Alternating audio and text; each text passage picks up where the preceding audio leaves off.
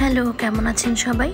আশা করছি সবাই খুব ভালো আছে। এখন উৎসবের একটি সময় চলছে, এর জন্য ভাবলাম আপনাদের জন্য একটি ডেজার্ট আইটেম নিয়ে আসি এবং যেটি খুব সহজেই তৈরি করা যায়। তো এর জন্য আমি নিয়ে আসলাম আজকে একটি রসমালাই রেসিপি, যেটা আমি খুব সহজভাবে তৈরি করব। আপনারা দেখতে থাকেন। তো এর জন্য প্রথমে আমি নিয়ে নিয়েছি হাফ লিটার দুধ, তার মধ্যে দিয়ে দিয়েছি কিছুটা জাফরান, দিয়েছি সামান্য কিছু কিশমিশ, আমি কিশমিশগুলোকে কেটে নিয়েছি, দিয়েছি কাঠবাদামটাও কেটে দিয়েছি, আর তারপর দিয়ে দিলাম 2 টেবিল চামচ মতো গুঁড়ো দুধ এবং সামান্য একটু লবণ। এখানে আপনারা আপনাদের পছন্দ মতো ড্রাই ফ্রুটস ইউজ করতে পারেন, আবার চাইলে স্কিপও করতে পারেন। এরপর আমি এখানে মিষ্টির জন্য দিয়ে দিচ্ছি মধু। আপনারা চিনিও দিতে পারেন, গুড় দিতে পারেন, আপনাদের পছন্দ মতো আপনারা এখানে মিষ্টি দিতে পারেন। আমি যেহেতু চিনিটা কিছুদিন যাবত স্কিপ করছি, তাই আমি এখানে মধু দিয়েছি। তো এবার আমি দুধটাকে খুব সুন্দর করে জাল দিয়ে ঘন করে নেব। একদম অর্ধেক করে ফেলিনি, তবে বেশ ভালোই ঘন করে নিয়েছি। আমি যেহেতু ইউএসটি মিল্কটা ইউজ করেছি, এটা এমনিতেই একটু ঘন থাকে।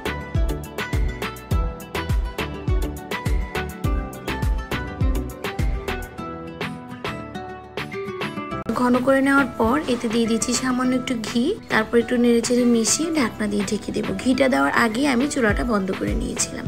ঢাকনা দিয়ে ঢেকে দুধটাকে ঠান্ডা করে নেব।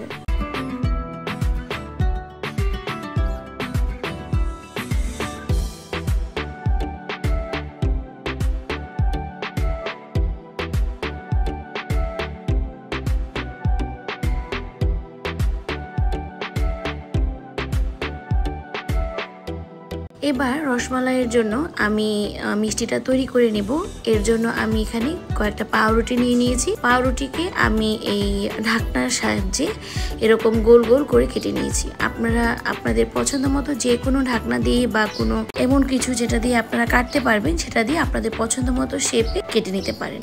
আমি আধা লিটার দুধের জন্য এখানে 3টা পাউরুটি নিয়েছি, আপনারা চাইলে 4টা পর্যন্ত নিতে পারবেন। এবার যে মালাইটা আমি রেডি করে রেখেছি সেটা উপর দিয়ে দিচ্ছি এবং এটা সম্পূর্ণ উপর দিয়ে আমি এটাকে ফ্রিজে রেখে দিয়েছিলাম আধা ঘন্টার জন্য। আপনাদের যদি হাতে সময় থাকে তাহলে আপনারা 1-1.5 ঘন্টা পর্যন্ত ফ্রিজে রাখতে পারবেন। আমি যেহেতু ভিডিও করছিলাম, তো আমি আধা ঘন্টা পরে এই যে বের করে নিয়েছি, দেখতেই পাচ্ছেন বেশ ফুলে গিয়েছে। তো এরপর এটা আমি তখনই সার্ভ করেছিলাম, এতে বেশ মজার হয়েছিল, একদম তুলতুলে, একদম খিরখি টাইপ হয়ে গিয়েছিল দুধটা। আপনারা এইভাবে কিন্তু ডেজার্ট বানাতে পারেন।